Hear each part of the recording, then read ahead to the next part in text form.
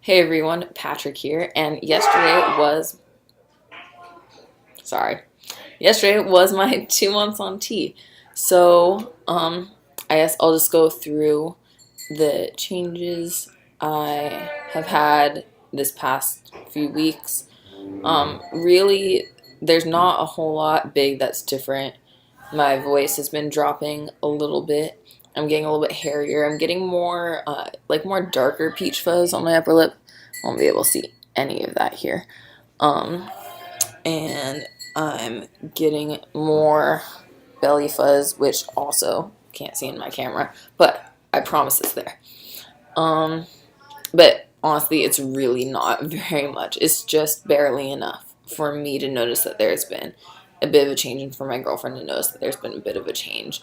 It's nothing that would be noticeable to anyone in passing. Let's see.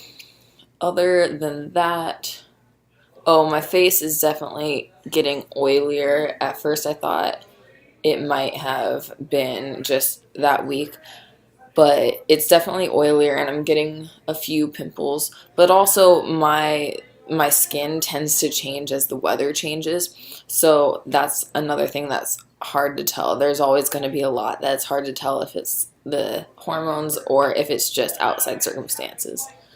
But those are really the only other changes I've had so far. Stuff is still happening downstairs. It feels like it's happening slower than it was right at the beginning.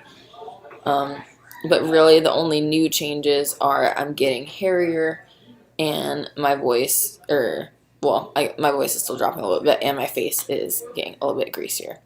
But that is pretty much it. So, yeah, I got this new hat yesterday. Celebration day, something or other. I've been leaking a little bit when I give myself the shots or when my girlfriend helps me with my shots. And so I talked with my doctor about that recently, and she forwarded the question to a nurse who has more experience with shots. And if you've seen my other videos, you'll know I'm doing subcutaneous shots, so that's in the layer of fat that is in between your outer layer of skin and the muscle. And pretty much all the nurse said was to make sure I'm injecting it really, really slowly, which that applies to other forms of doing shots as well. And then to just stick a cotton ball over it if it keeps happening.